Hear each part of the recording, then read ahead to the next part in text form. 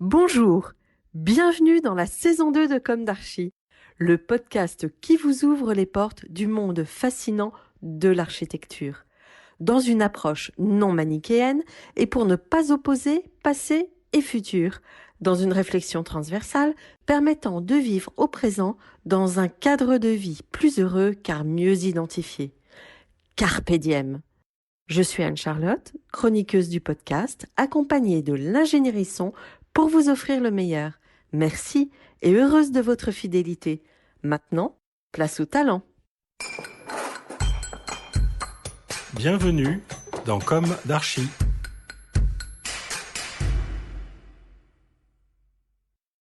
Chers auditeurs, ravis de vous retrouver aujourd'hui en compagnie de l'agence DL2A.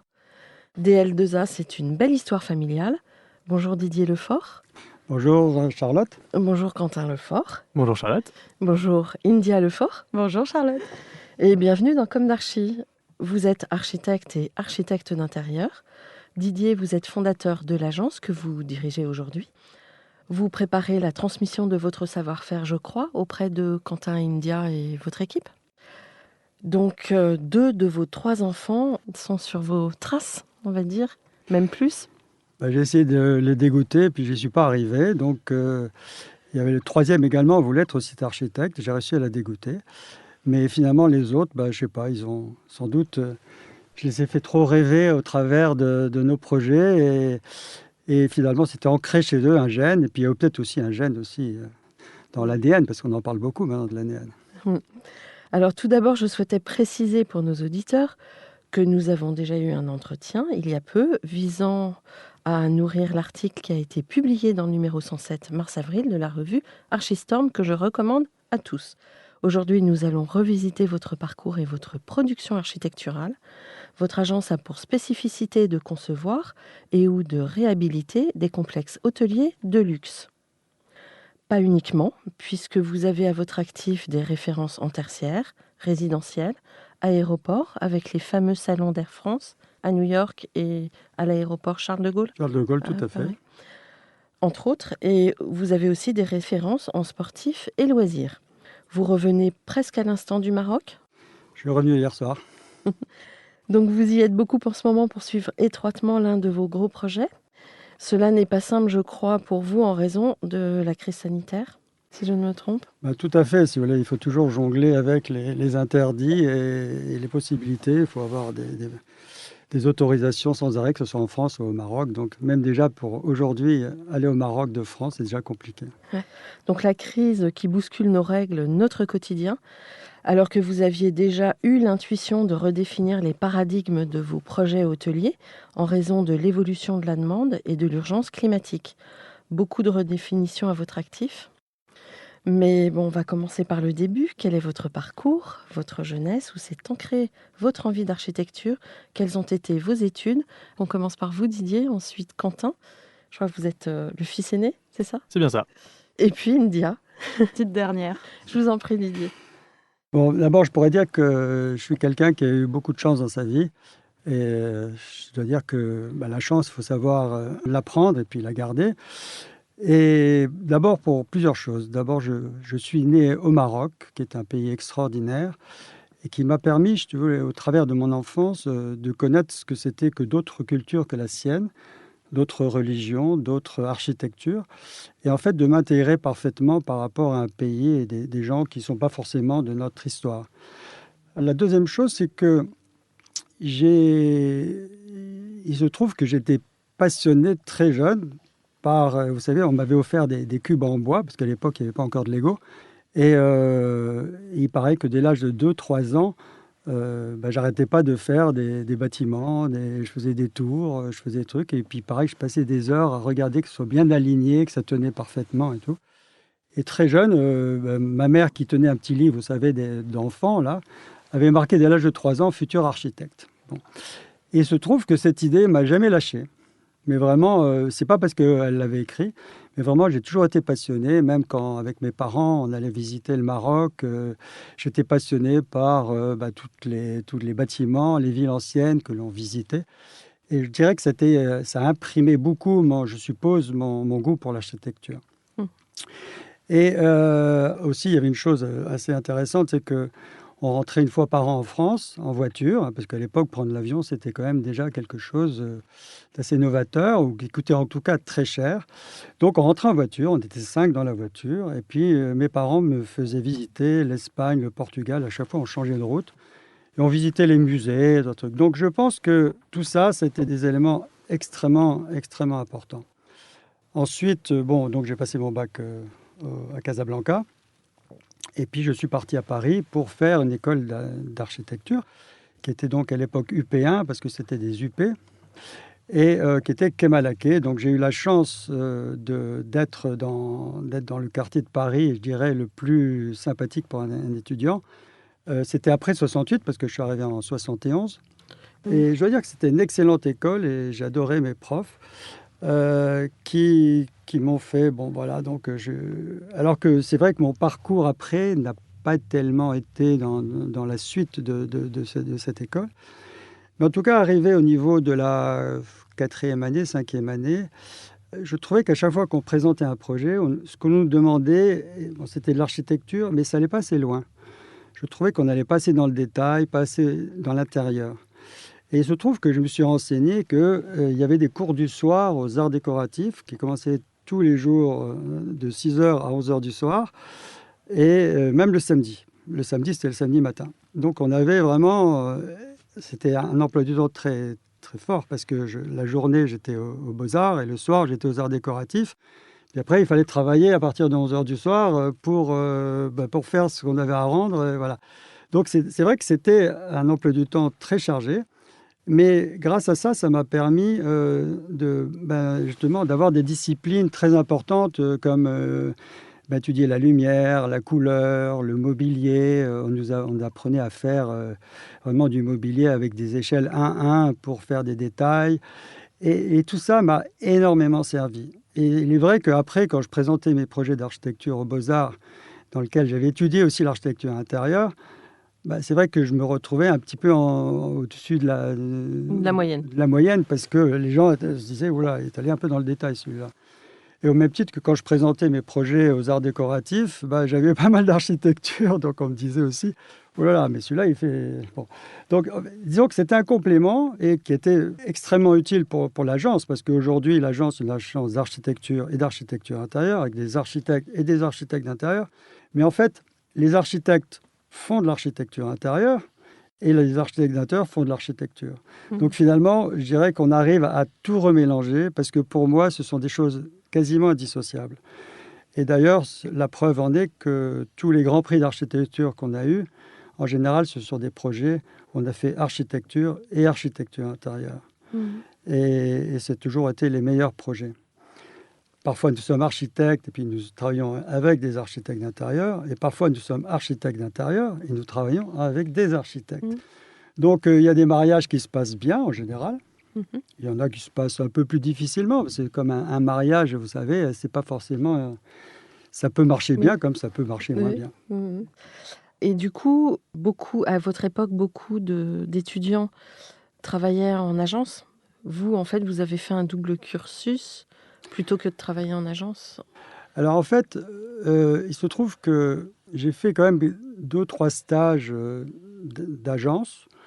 Mais c'est des stages de 2 mois ou 3 mois.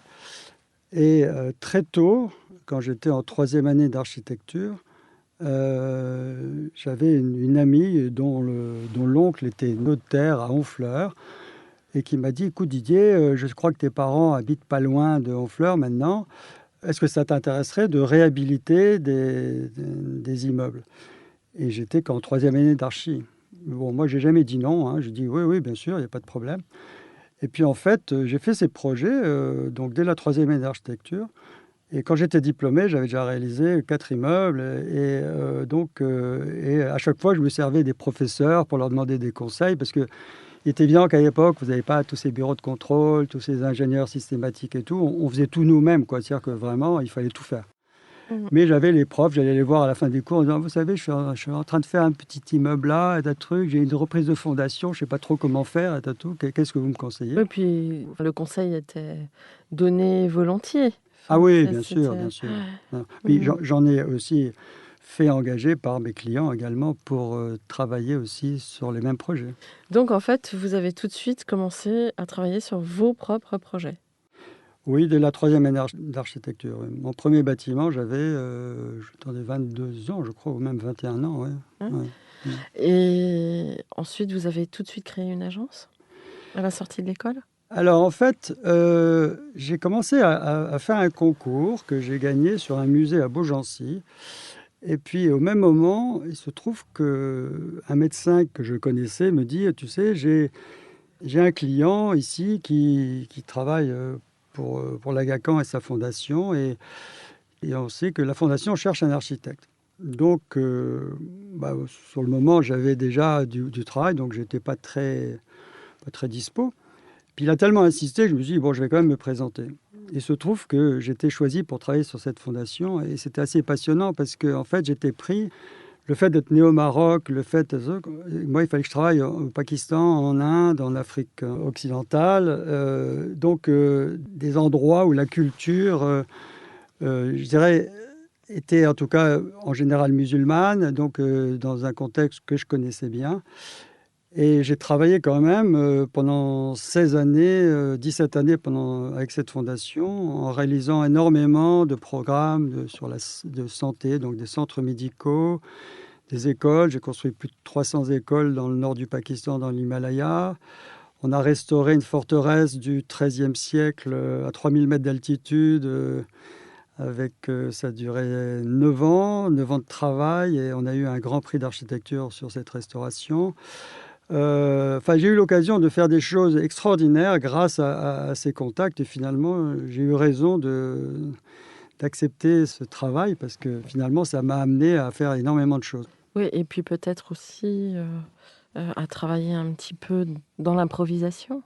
Les normes que nous avons, nous, aujourd'hui, n'existaient pas avec le travail de matière première brute, non? Enfin, comment ça se... Alors oui, de toute façon, justement, ça me fait rebondir un peu sur le métier d'architecte, parce qu'en fait, qu'est-ce qu'un architecte? Un architecte, ça doit savoir faire des synthèses de tout. Et il est vrai que le fait d'avoir travaillé beaucoup à l'étranger, dans de nombreux pays, parce qu'on a construit dans 21 pays et travaillé dans 29 pays différents, c'est surtout que l'architecture, finalement, est une synthèse d'énormément de facteurs, de paramètres. Et à chaque fois que vous allez dans un pays ou un endroit, même ça peut être tout simplement une région de France ou un département de France différent, mais dans les pays c'est encore plus fort, c'est-à-dire qu'on analyse tout, absolument tout. C'est-à-dire qu'on analyse tout l'environnement, donc bien sûr le terrain, tous ces environnements, le climat, la topographie, la climatologie, tout ce truc, mais également les matériaux disponibles, le savoir-faire des gens, parce que ça ne sert à rien de dessiner des choses merveilleuses qui ne sont pas réalisables dans le pays, parce que s'il n'y a pas le savoir-faire.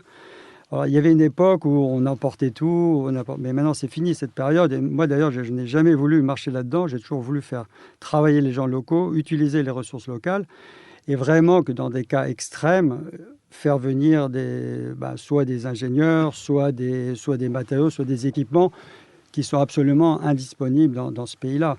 Mais il est vrai que dans le nord du Pakistan, par exemple, j'ai commencé à casser les cailloux avec les gens pour leur expliquer comment faire un bâtiment antisismique en maçonnerie de pierre. Vous voyez, donc il faut savoir s'adapter. Bon, j'ai plein de questions qui me viennent, mais on va donner la parole à Quentin. Allez-y, Quentin. Alors, votre parcours Moi, j'ai un parcours un peu moins complet que celui de Didier, parce qu'il a évidemment beaucoup plus d'expérience que nous. Mais moi, j'ai commencé, donc j'ai fait mes études, j'ai fait un bac S. Et à la sortie de mes études, je m'étais déjà posé la question, j'ai beaucoup discuté avec mon père de mon avenir, de ce que je voulais faire.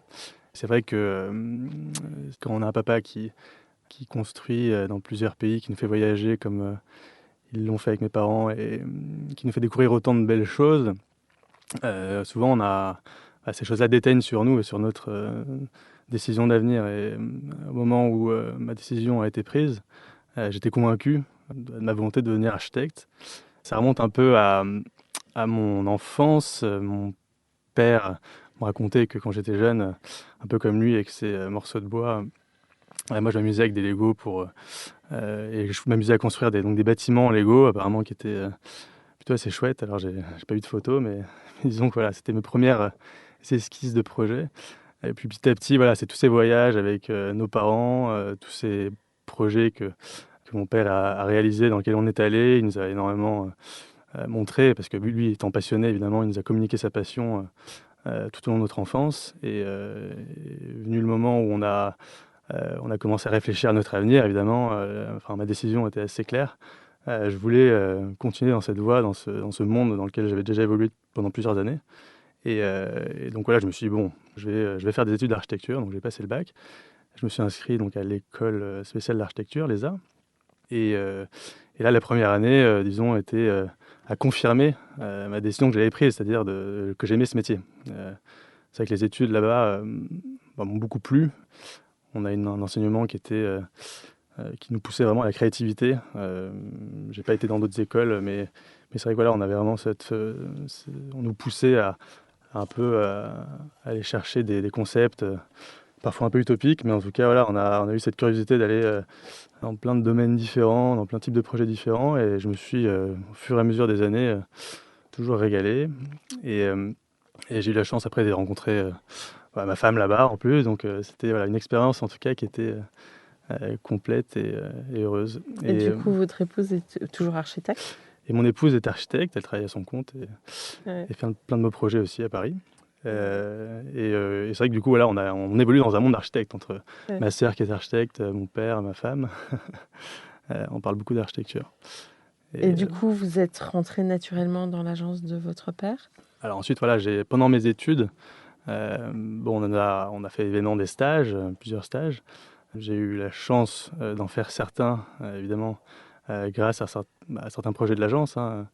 On a pas mal voyagé sur des stages de chantier, qui étaient notamment un en Polynésie, pendant quelques mois sur le chantier du Four Seasons. Donc on a eu la chance, voilà, de voir des projets magnifiques, mais en pleine construction, être un peu dans les coulisses de ces projets-là. Je suis parti également sur le chantier d'Al Maaden au Maroc, qui était donc un énorme chantier avec plusieurs centaines de millimètres carrés en construction. Et c'est vrai que moi, j'ai toujours été très intéressé par toute la partie chantier. C'est vrai que beaucoup de mes amis partaient plutôt en agence, faire des chantiers d'agence. On avait, disons, une maîtrise des logiciels à l'époque qui était un peu restreinte. Et je trouvais que la meilleure manière d'apprendre et de comprendre ce métier, c'était de voir le début de tout, c'est-à-dire le chantier. Et j'ai été bien encadré à chaque fois avec des équipes qui m'ont tout de suite mis le pied à l'étrier. Et puis voilà, donc au fur et à mesure des années de mes expériences, ça a confirmé ma passion pour ce métier. J'ai pu partir ensuite à Singapour pour faire encore un autre stage, cette fois-ci en agence, dans une fabuleuse agence qui s'appelle WOA, donc qui fait tout type de projets, hein, des tours avec des échelles incroyables comme on en voit là-bas. Et également une expérience à Barcelone, dans une autre agence qui était dans un registre un peu comme celle qu'on a chez Del2A, donc des hôtels, des projets un peu du même monde. Et c'est vrai qu'à un moment donné, après mon diplôme d'architecture, j'ai passé ma HMO. Et après ma HMO, je me suis dit, bon, j'ai toute cette énergie, toute cette volonté de mettre mon énergie au service d'une cause qui m'est chère. Et c'est vrai que, évidemment, l'agence de mon père m'a toujours fait de l'œil. Et je me suis dit, c'est peut-être le moment d'y aller. On peut pas faire plus idéal que ça. Je pense qu'on a la chance d'avoir un père qui tous les jours nous apprend d'une part, mais surtout, voilà, on a une proximité avec lui qui catalyse notre formation bien plus vite que si j'avais été dans une autre agence. Et c'est vrai qu'on a la chance de voir ces projets divers et de travailler dessus tous les jours. Voilà, c'est très enrichissant pour notre carrière d'architecte. Et là, j'ai ma sœur qui nous a rejoint il y a quelques années, avec qui on s'entend tous les trois très très bien. On travaille souvent ensemble sur des projets en commun. Et voilà, on est tous très complémentaires, je trouve. Aussi bien tous les trois qu'avec les autres membres de l'agence, évidemment. Et voilà. Donc India? Alors clairement, Quentin et moi, on vient du même bain. On a eu la chance de naître dans une famille très artistique, parce qu'il y a aussi ma maman qui a fait les beaux-arts, et on a des grands-parents aussi passionnés par l'art. Et donc l'architecture en fait partie, donc tout ça est de la même souche. Petite, je ne faisais pas des Lego, mais il me semble que je faisais des maisons en poterie, avec déjà des ascenseurs. Enfin, je m'amusais déjà pas mal, mais avec mes mains. Et quand est arrivé le moment de choisir vraiment ce qu'on devait faire dans la vie, c'est vrai que je me suis retrouvée un peu perdue parce que j'adorais le métier d'architecte et notamment parce que j'adorais mon père. Donc peut-être que ça déteignait là-dessus. Donc j'arrivais pas vraiment à savoir si c'était plus mon père ou sa profession que j'adorais. J'adorais ce que faisait aussi ma maman, mais moi, j'arrivais pas vraiment à m'imaginer plus tard sur un métier fixe. Et donc, j'ai eu cette discussion un peu lourde de dire, voilà, j'aimerais faire de l'architecture ou de l'architecture d'intérieur. D'ailleurs, j'hésitais vraiment entre les deux. Mais je suis pas sûre de moi et comment on sait si on est passionné. Et là, papa m'a dit, écoute, si tu hésites, c'est que c'est pas la bonne voie. Donc, ça a été très clair dans ma tête et je me suis dit, bon, bah, je vais partir sur une autre voie qui est une voie plus générale, qui était une école donc, de commerce. Et donc, je suis partie à Reims. Il s'est passé 6 mois. 6 mois où j'allais en cours, je voyais un peu de tout, du marketing, enfin vraiment, on voyait un peu de tout. Et là, je me suis dit, waouh, je refermais mes yeux, je me disais, et là, tu te vois où dans 10 ans? Et je me voyais, mais vraiment nulle part, sauf en architecture.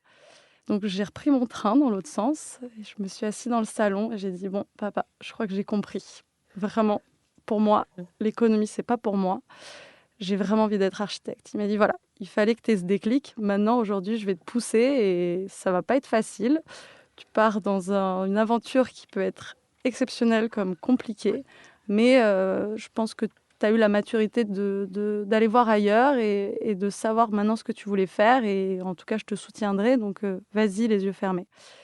Je suis donc partie à l'ESA, donc sur les mêmes traces que mon frère. J'ai pris la même piste de ski, on va dire. Et c'est vrai que là, pour le coup, au bout de 6 mois, j'ai fermé les yeux. Je me suis dit, mais quel bonheur. Si toute ma vie, c'est ça, je vais vraiment m'éclater. Surtout que l'école, il faut dire qu'en architecture, on a beaucoup de chance parce que, comme le disait Quentin, on part dans des univers pas possibles qui sont souvent très utopiques et peu réalistes. Mais ce qui permet de développer une créativité et vraiment de se lâcher. Et c'est une chance exceptionnelle de faire 5 ans d'études comme ça. Alors, je pense que comparé aux études d'architecture de l'époque de papa, on est peut-être un peu moins... on sort de l'école, on connaît moins de choses, techniquement on est moins bon. Après, on se développe sur des logiciels aujourd'hui, ce qui fait qu'on peut développer des 3D, des volumes plus rapidement. Enfin, c'est une autre approche. Je pense que les études sont très différentes entre notre génération et celle de papa. Mais ça n'empêche pas que je pense qu'on est sorti de l'école, Quentin, comme moi, vraiment avec des idées plein la tête et vraiment prêt à attaquer ce métier-là. Puis là, on arrive dans le monde du travail et on se dit «Ah, j'avais pas vu ça comme ça». Mais en fait, c'est génial et surtout, enfin, en tout cas, moi, personnellement, j'ai le meilleur professeur aujourd'hui qui est mon papa et il transmet cette passion avec tellement de pédagogie et aussi bien, enfin, pour tous les gens qui passent à l'agence, hein. Enfin, c'est sa passion qui transmet sur la feuille et dans ses explications, dans tout ça. Et c'est vrai qu'aujourd'hui, enfin, moi personnellement, je suis une éponge et j'apprends de ça et je m'en nourris et les mécanismes viennent et après, bien sûr, il y a ma patte et puis je me rends compte qu'aujourd'hui, on arrive à discuter, à échanger et c'est magique parce qu'on s'écoute et c'est plus que moi qui écoute, mais je pense que maintenant, vraiment, on s'écoute tous les deux et Quentin, pareil. Et tous les trois, on échange, c'est magique, et aussi avec les gens de l'agence. Et c'est une chance vraiment rare qu'on a et j'espère que ça va continuer comme ça encore de nombreuses années, même s'il va falloir qu'on coupe un moment le cordon et qu'on laisse notre papa se reposer et prendre la relève. Et je suis sûre qu'avec Quentin, déjà, on se tient bien la main, mais on va réussir à continuer à avancer ensemble et petit à petit... dire au revoir à papa. Vous êtes donné du temps pour ça, ou un temps précis, je veux dire, ou c'est un peu... En fait, parce bon, qu'en général, les archis ont beaucoup de mal à partir. Oui, non, c'est vrai. De toute façon, c'est un métier de Ouais. passion. Donc, on lâche pas une passion comme on lâche un boulot, je sais pas, employé à la banque. Voilà. C'est une chose... Moi, j'ai du mal d'ailleurs à me passer d'un crayon, vous voyez, même d'un calque et d'un crayon. En tout cas, il est évident que mon but, c'est de leur transmettre cette agence parce que je vais partir bien avant eux. Donc, il faut bien qu'il y ait la relève. Et je trouve quand même que c'est une histoire qui est sympathique, qui a commencé il y a quand même une quarantaine d'années.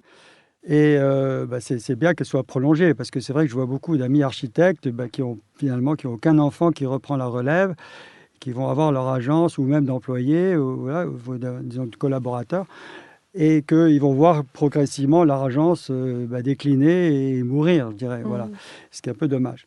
Moi, mon but, c'est surtout parce que comme on a quand même de très gros projets, parce qu'on a des projets souvent qui dépassent les 100 000 mètres carrés, donc je veux dire, c'est des gros projets, et en plus, ce n'est pas des projets qu'on bâcle, donc on va vraiment jusqu'au fond des choses. Quand vous êtes jeune, arriver tout de suite avec des gros projets, c'est pas facile. Et puis, il faut que les clients aient une crédibilité envers la succession. Bien sûr. Donc, mon but, si vous voulez, c'est de les accompagner, déjà de leur donner les outils pour bien réussir. Et ensuite, progressivement, en effet, d'être avec mes clients, même en direct. Moi, je vois India a été défendre des projets toute seule, sur des très gros projets, seule, avec des PDG de grosses boîtes, sur des trucs. Bon, et j'étais pas là, vous voyez ce que je veux dire? Donc, alors le temps que ça va prendre, j'en sais rien. Mon but maintenant, c'est d'être presque mi-temps. Déjà au niveau santé, j'ai la chance d'être encore en pleine énergie. Je me fatigue pas du tout. J'ai quand même un savoir-faire de 45 ans maintenant, avec plus de 300 projets réalisés. C'est dommage de ne pas leur faire bénéficier de cette expérience, parce que j'ai vu tellement de choses différentes dans ma vie, dans les pays, même de types de construction, qu'aujourd'hui, je peux savoir assez rapidement ce que va donner une chose. Donc, tant que je serai utile, je serai là, mais je ne vais surtout pas les encombrer. Et puis, le jour où ils me diront que je suis un peu trop encombrant, j'irai faire autre chose. J'adore la vie, j'adore les voyages, j'adore le sport, j'adore beaucoup de choses. Donc, j'ai pas Mais ça besoin. n'arrivera peut-être jamais, ils vous le diront peut-être jamais. Je sais pas, je vois que Niemeyer a travaillé jusqu'à 102 ans. Je connais un autre architecte qui a travaillé jusqu'à 103 ans. Mais j'aurai toujours un crayon à la main, ça c'est sûr. Alors, j'ai une question récurrente dans Comme d'Archi. Chacun, vous pouvez y répondre et c'est justement intéressant avec le décalage de génération. Est-ce qu'aujourd'hui, vous avez le sentiment d'avoir accompli ce que vous imaginiez à la sortie de l'école? Alors, à la sortie de l'école, écoutez, l'école, j'ai eu des relations exceptionnelles avec tous mes profs qui m'ont appris énormément de choses. Et c'est vrai que quand on sort de l'école, on a envie de réaliser. Hein, moi, ça m'a toujours démangé. Bon, il se trouve que j'ai eu la chance en 3e année de commencer à construire. Mais pour moi, c'est une continuité. Donc, oui, j'ai accompli. Je dirais que, vous savez, l'école, c'est tous les jours. Même aujourd'hui, moi, j'apprends encore. Hein, vous savez, donc pour moi, l'école, c'est encore aujourd'hui. D'accord. Quentin? Moi, je suis sorti de l'école il n'y a pas si longtemps par rapport à Didier, mais disons que j'en suis là où je voulais en être en sortant de l'école. C'est-à-dire, voilà, j'ai travaillé sur des projets passionnants. On a pu, avec le temps, enfin, depuis que je suis à l'agence, j'ai eu la chance de voir des projets sur lesquels j'ai travaillé qui ont été construits aussi, dont je me suis occupé. Et du coup, c'est vrai que c'est cette satisfaction dont parle Didier de voir des projets qu'on a dans la tête pendant quelques années, surtout la taille des projets qu'on a, qui sont souvent importants, durent des années en virtuel et finissent par sortir de terre un jour. Et c'est vrai que voilà, cette satisfaction, voilà, quand on la connaît, on en tombe un peu addictif. Et donc pour l'instant, voilà, j'ai toute cette expérience et tout ce que j'ai fait jusqu'à maintenant, c'est des choses que je voulais faire en sortant de l'école et que je suis en train de faire aujourd'hui. Donc j'en suis très heureux. India? Je pense qu'aujourd'hui, c'est même au-delà de ce que je pouvais espérer en sortant de l'école, même si parfois ça fait peur. Je me dis, j'ai l'impression que je suis sortie de l'école, je savais à peine marcher, on m'a tout de suite mis dans une voiture de Formule 1 en me disant, allez hop, c'est parti. Et au final, on se rend compte que petit à petit, on commence à comprendre comment ça fonctionne. Et non, c'est incroyable. Enfin, j'espère un jour pouvoir être autonome à 100% sur ce type de projet, mais je réalise à quel point c'est une chance à mon âge et avec mes années d'expérience de travailler sur des projets aussi extraordinaires et justement parfois d'essayer de les défendre seule. Et non, c'est au-delà. Bon. Pouvez-vous nous raconter maintenant l'histoire de vos projets et pouvez-vous nous préciser votre point de vue sur votre double compétence architecture et architecture d'intérieur? Enfin, vous en avez déjà parlé, mais peut-être que par le prisme des projets, vous pouvez en reparler. Alors donc, voilà, tout ce qui est architecture d'intérieur, donc pour nous, c'est quelque chose d'acquis. L'un ne va pas sans l'autre, sauf que quand on ne fait qu'une partie, on garde notre partie. Voilà. Mais en tout cas, elles sont complètement imbriquées. J'ai souvent une image à laquelle je pense, c'est que par exemple, au temps du Moyen-Âge, je ne sais pas, dans l'art roman ou l'art gothique par exemple, l'architecture intérieure faisait partie de l'architecture. Parce que quand vous voyez par exemple les cathédrales, toutes les colonnes étaient sculptées. Il y avait des chapiteaux avec des têtes, avec des trucs. Les clés de voûte aussi. Les gargouilles étaient dessinées d'une certaine manière. Donc tout ça, c'est de l'architecture et de l'architecture intérieure. La lumière, oui, quand vous voyez la lumière dans un lieu spirituel qui est étudié particulièrement, c'est de l'architecture intérieure. Parce que voilà, quand je vois que Le Corbusier, pour Ronchamp, c'est inspiré d'une mosquée qu'il avait visitée à El Golea en Algérie, vous voyez, avec ces petites fenêtres qui transmettaient la lumière de façon différente. Bon, tout ça, pour moi, c'est de l'architecture intérieure, mais l'un ne va pas sans l'autre. C'est pour ça que quand on commence un projet, on fait de l'architecture et l'architecture intérieure en même temps. Et que l'architecture intérieure a une influence sur l'architecture et l'architecture a une influence sur l'architecture intérieure. Donc voilà, pour nous, c'est très important. Et ça fait partie donc un peu de notre ADN de la société. C'est une spécificité très française aussi, l'architecture d'intérieur.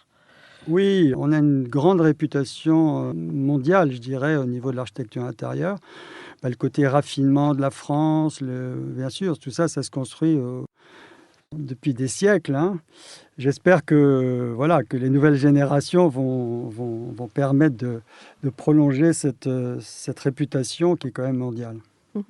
Alors, vos projets, des projets emblématiques, des projets d'actualité? Alors, il y a beaucoup de projets. Une chose dont on n'a pas beaucoup parlé, mais c'est la restauration aussi, parce que je vous ai parlé de cette forteresse au Pakistan, vous voyez ce que je veux dire? Donc, on a vraiment beaucoup de projets totalement différents. On est intervenu à peu près dans tous les secteurs. Même aéroportuaire, on a fait aussi en architecture un aéroport donc, en Sardaigne avec l'architecture intérieure. Le salon première classe Air France à Roissy-Charles de Gaulle et celui de New York. Mais au-delà de ça, on a travaillé donc sur un hippodrome, sur le château de Chantilly, sur beaucoup de commandes privées, mais encore qu'on est plutôt un peu frileux là-dessus. On préfère les commandes, je dirais, des commandes privées, mais qui ne sont pas pour des privés eux-mêmes. C'est-à-dire qu'on évite les villas, par exemple. On en fait quelques-unes pour des bons clients. Et puis surtout, l'hôtellerie. L'hôtellerie, on a travaillé aujourd'hui avec toutes les plus grandes chaînes mondiales, que ce soit Aman Resort, que ce soit Four Seasons, que ce soit Méridien, que ce soit beaucoup de boutiques hôtels. On a réalisé pas loin de 25 hôtels aujourd'hui. Là, on est en train de faire un Ritz-Carlton en ce moment en Polynésie. On a beaucoup de projets encore. Je crois qu'il y en a un en Malaisie que vous avez fait et que vous avez réhabilité. Oui, alors tout à fait. Alors ça, c'est une histoire assez intéressante parce que c'est un projet que j'ai commencé il y a 30 ans avec un architecte australien qui s'appelle Kerry Hill, qui est malheureusement décédé il y a 2 ans et qui m'a choisi en tant qu'architecte d'intérieur. Puis quand il a su que j'étais architecte, il m'a dit « Écoute, ça m'intéresse que tu sois intégré à mon équipe d'architecture. » Donc en fait, on a fait le projet en architecture ensemble et on a fait toute l'architecture intérieure.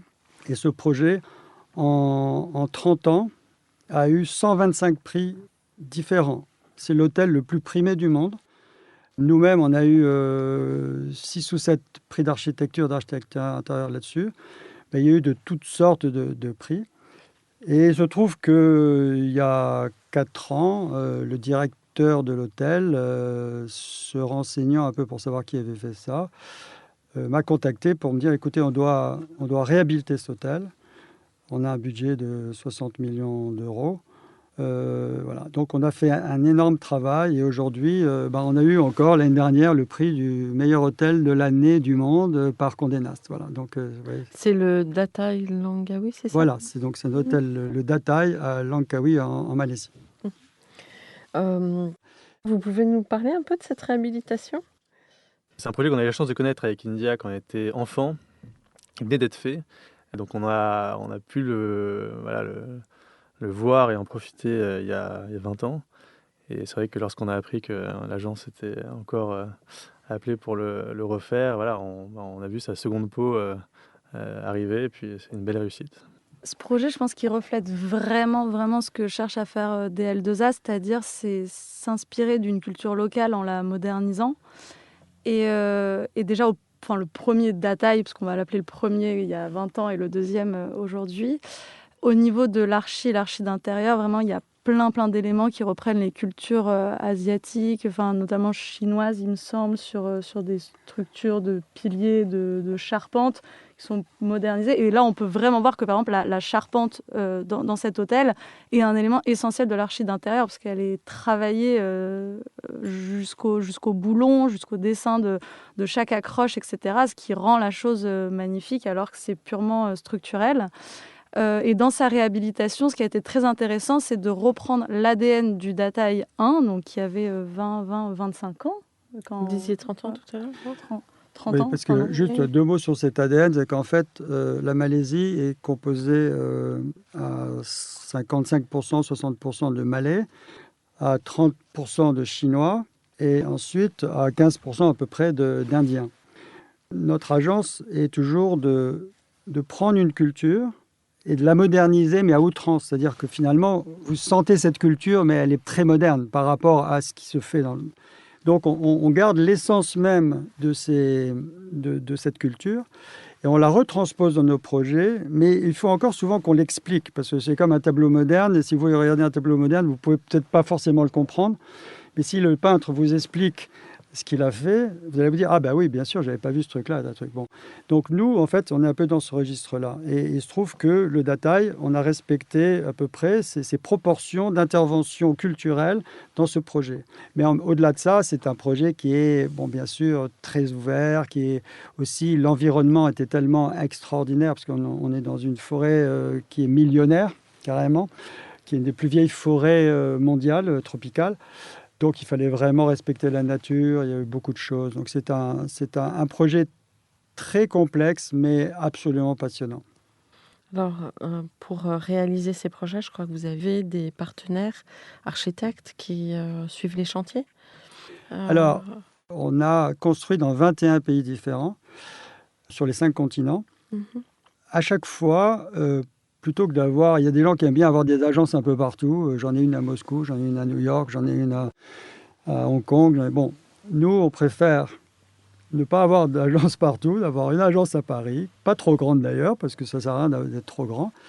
Et par contre, à chaque fois, d'avoir des partenaires locaux et donner la chance à des agences locales de participer à ces projets sur lesquels ils n'auraient jamais participé s'ils n'avaient pas été avec nous, et de leur donner un rôle important qui est non seulement de commenter notre design pendant le côté conception, également d'intervenir s'ils le veulent, de s'occuper bien sûr d'une partie administrative, parce qu'en général c'est eux qui sont responsables, et ensuite de faire l'ensemble du chantier, sauf que nous, on a ce qu'on appelle le contrôle qualité, c'est-à-dire qu'on vient régulièrement sur les chantiers. Alors, si c'est en Polynésie, on y va une fois tous les 3 mois. Si c'est en Asie, on y va une fois tous les 2 mois. Si c'est au Maroc, on y va une fois par mois. Donc, ça dépend un peu. Vous voulez parler aussi du Sandip Raya, c'est ça ? Sur une île. Est-ce que vous pouvez en parler un petit peu ? Oui, alors ça, c'est une chose aussi, c'est une expérience, une histoire assez incroyable.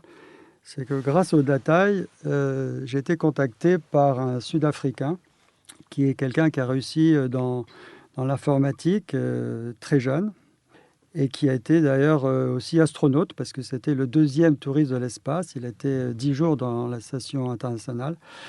Et pendant son voyage dans la station orbitale, il a trouvé que la Terre était très belle mais était malade. Il s'est dit, moi, en tant que personne, disons qu'il avait une fortune assez importante, il a dit, je me dois une responsabilité de faire quelque chose pour la planète. Et comme il est africain du Sud, mais basé en Angleterre, il s'est dit, il faut que je trouve quelque chose entre les deux. Et il se trouve qu'il a trouvé, il avait repéré un peu de la station orbitale une île qui s'appelle Principe, qui est Sao Tomé et Principe, qui sont dans le golfe de Guinée. Et ensuite, il a regardé sur Google et il s'est dit, mais ça c'est incroyable, je vais aller voir. Il est allé voir, il est tombé sur Jurassic Park un peu, une île assez... 7000 habitants seulement, et forêt vierge, des plages merveilleuses. Bon. Et comme il était allé au Dataï, il s'est dit, oh là, mais ça ressemble pas mal au Dataï, ça. Du coup, il m'a contacté. Il m'a dit, écoutez, j'aimerais vous rencontrer. Bon.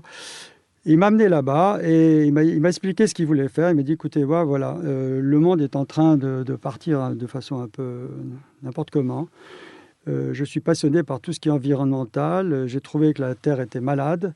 Je voudrais au moins faire un exemple de développement durable qui soit vraiment de qualité. Donc un hôtel, un lieu touristique, mais Alors, vraiment inscrit dans la durabilité. oui, mais ça va bien au-delà de ça, parce que son rôle, en fait, c'est pas uniquement faire du tourisme. C'est aussi bien de s'occuper de la préservation des tortues que de la réhabilitation de la forêt, parce qu'il y a des endroits où elle avait été un peu esquintée justement par des exploitations. L'éducation, la santé, la communication Et donner du et travail. le tourisme. Ouais. Et comme j'avais travaillé avec la Fondation Aga Khan sur tous ces sujets, du coup, j'ai abordé le sujet avec lui et on a fait un plan d'attaque sur une période d'une trentaine d'années à peu près. Là, se sont passés 10 ans. Il y a déjà beaucoup de choses qui ont été réalisées. Et nous, en particulier, non seulement on est conseillé vis-à-vis de ce client pour tout ce développement durable, mais également pour la partie hôtelière touristique. Et on a réalisé déjà trois hôtels, dont une réhabilitation, une restauration et un projet tout neuf. Et pour ce projet, il voulait quelque chose d'exceptionnel et où la nature est vraiment totalement préservée. Donc, il m'a dit, écoute, voilà, je veux un projet où, à la limite, on puisse déménager en peu de temps et laisser aucune trace sur le terrain. Et c'est un peu ce qui s'est passé, c'est-à-dire qu'on a réalisé un projet qui slalome entre les troncs d'arbres.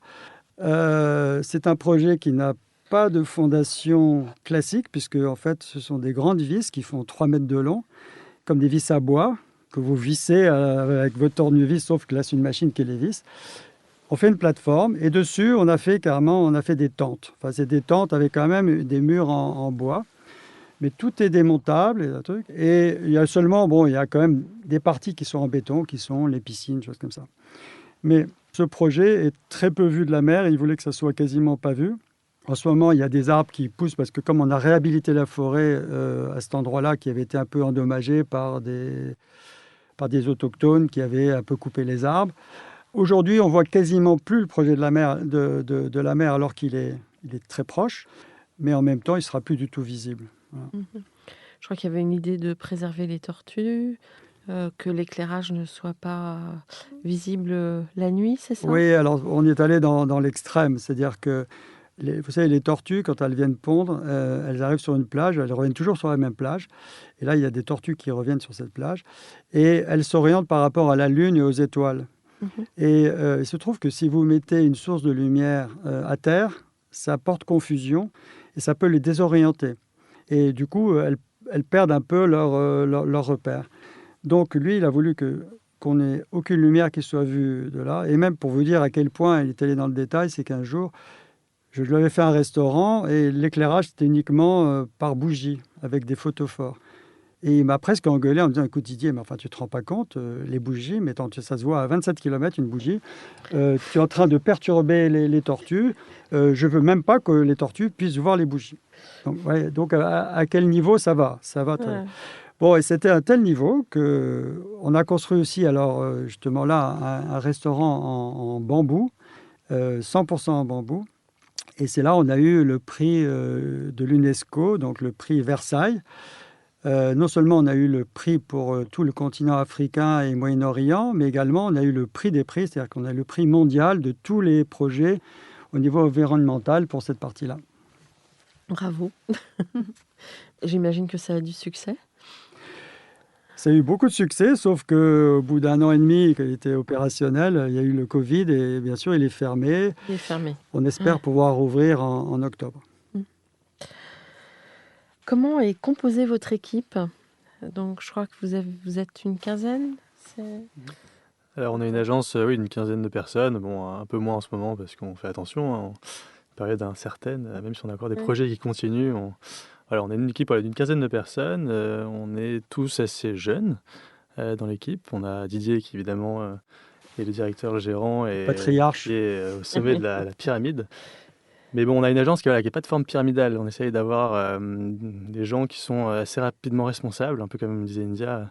On les met rapidement au volant de leur Formule 1. Donc c'est des beaux projets tout de suite à gérer, à concevoir au début. On a une démarche dans l'agence où on veut que les gens puissent suivre leur projet dès la conception, évoluer le plus longtemps possible dedans jusqu'au chantier si on a la chance de pouvoir le réaliser. Donc ce sont des équipes qui varient en fonction des projets. On a de 1 à 3 personnes en fonction de la taille et de la complexité.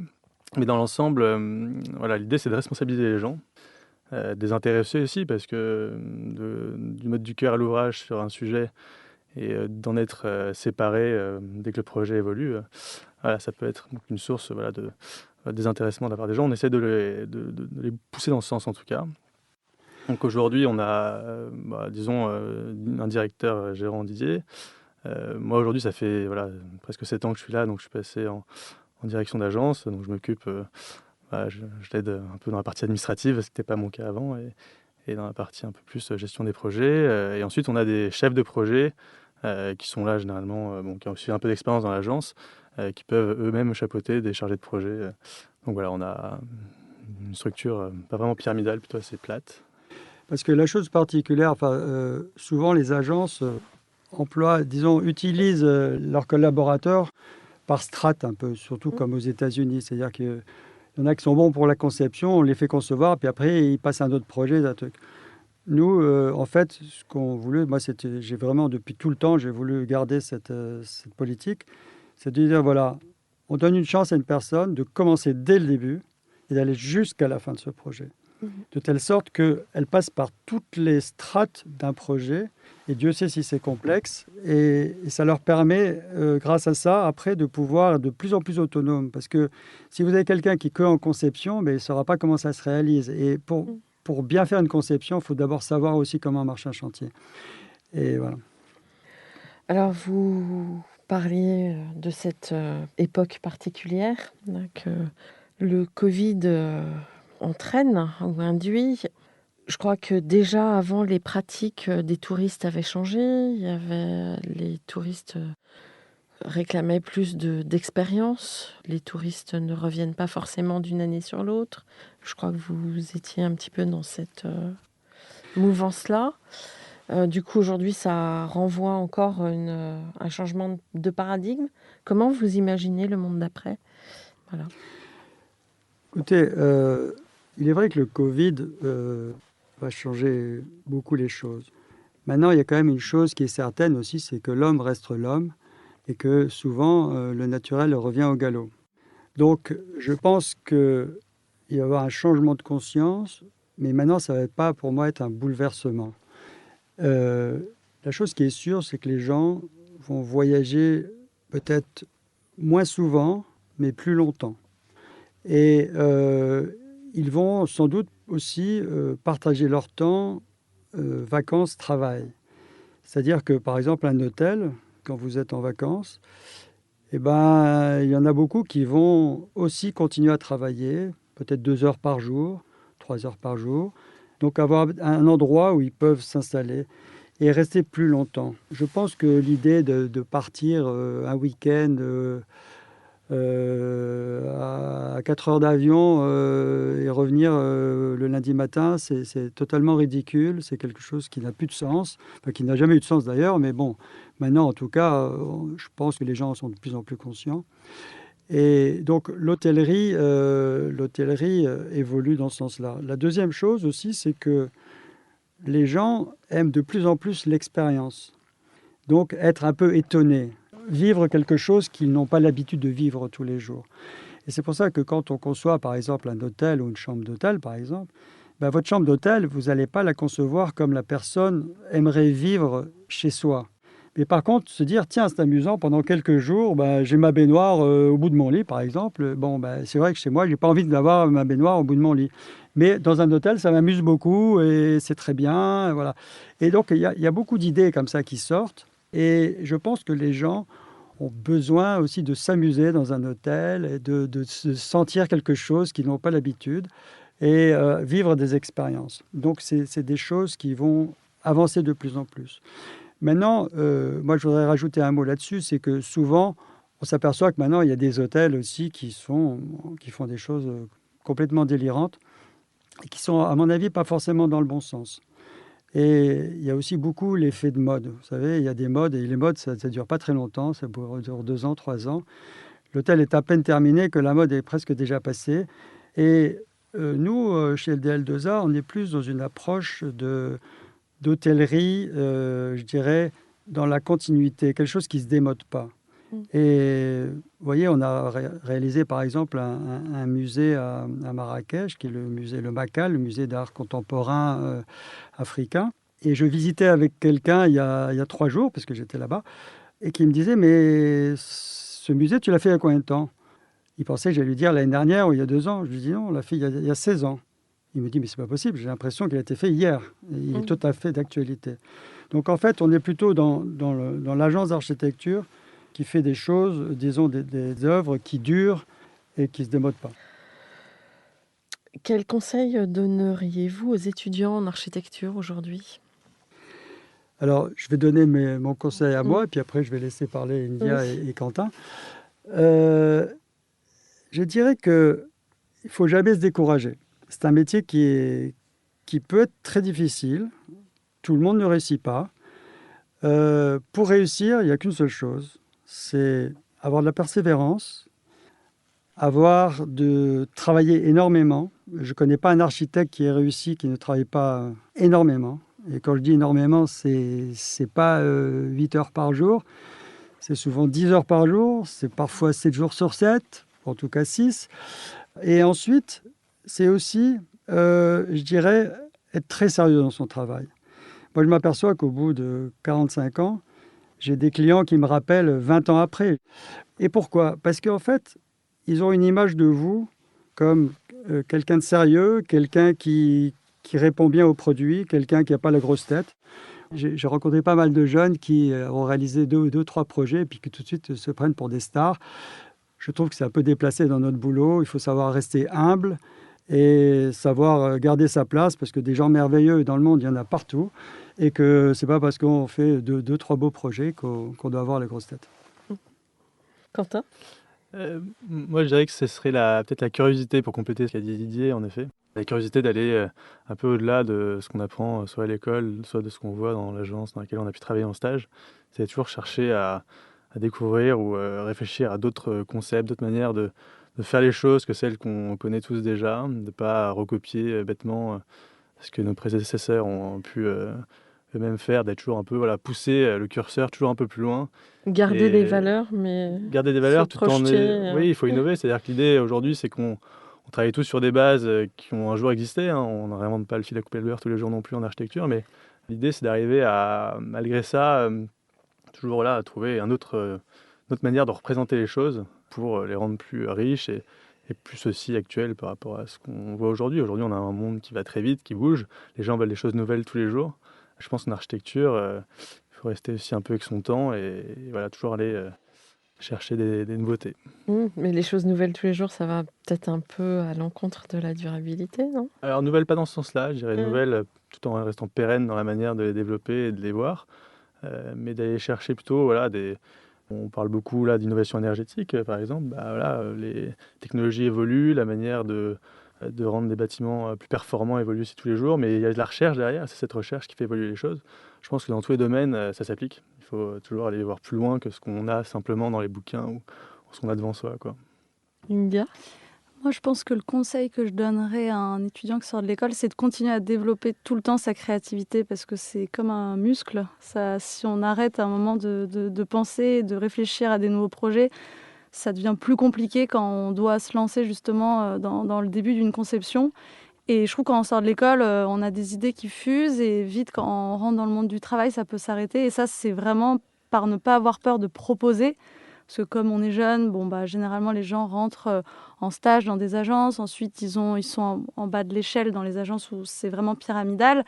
Et on peut vite ne plus faire marcher cette créativité. Et ça, c'est quelque chose qu'il faut vraiment, vraiment travailler. Et pas avoir peur de proposer et de se donner les moyens de trouver comment réaliser nos idées et d'aller les amener les plus loin possible. J'imagine que vous parliez de beaucoup travailler. Vous avez quand même des temps de respiration dans tous ces pays que vous visitez, que vous avez visités? Vous savez, la limite entre le travail et le plaisir et le loisir, je dirais, est pas très claire. Dans le sens que quand on voyage, on a toujours un œil, une oreille qui est toujours là à écouter, à voir, à enregistrer. Mais bien sûr, à chaque fois, chaque pays, bien sûr, nous permet de visiter, de comprendre, d'apprendre beaucoup de choses. Et puis aussi, une chose qui est très importante, c'est que chaque projet est une aventure avec des gens, donc c'est une histoire humaine. Et que on enrichit beaucoup au travers de tous ces voyages, tous ces projets étrangers, les gens avec qui on travaille. Et moi, j'ai des amis dans le monde entier maintenant, même des personnes que, vous voyez, au Pakistan, je suis pas allé depuis 1996. Je retrouve des gens avec qui j'ai travaillé qui m'invitent au mariage de leurs enfants 25 ans après, vous voyez, 30 ans après. Et on s'échange par Facebook, ou même par Internet, on s'appelle de temps en temps. Et c'est merveilleux de voir que finalement, au travers de sa vie, on construit comme ça un espèce de maille de connaissances, d'amis, de gens qu'on a appréciés et qui nous ont appréciés, et que cette amitié reste. Donc voilà, tout ça, ça fait partie, je dirais, du temps qu'on passe dans tous ces pays. Vous n'avez pas envie d'écrire vos mémoires? Parce que ça doit être très riche tout ça. Il y en a beaucoup. Alors le problème, c'est qu'il faut tout récapituler. Il y a vraiment énormément de choses. Mais là, on est en train de concevoir un livre Oui. qui risque quand même de faire 300 pages à peu près, et dans lequel on va quand même filtrer les projets, bien sûr, que l'on a fait. Mais on a quand même énormément de projets différents et assez variés à montrer. Et un mot de la fin? India?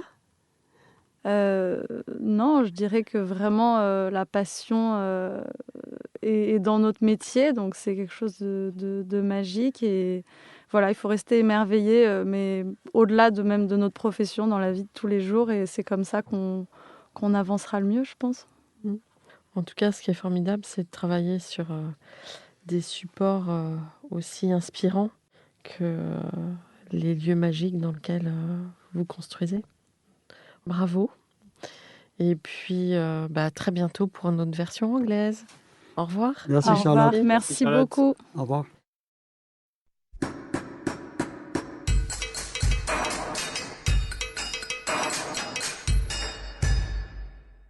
Chers auditeurs, merci pour votre écoute. N'oubliez pas de retrouver nos sujets en avant-première sur Instagram à l'adresse Comdarchi Podcast, COMDARCHI Podcast. Si vous aimez ce podcast, favorisez sa diffusion en lui donnant 5 étoiles sur Apple Podcast, plus un petit commentaire, ou sur votre plateforme de podcast favorite. Et surtout, abonnez-vous pour écouter tous nos épisodes gratuitement. À bientôt, et d'ici là, prenez soin de vous.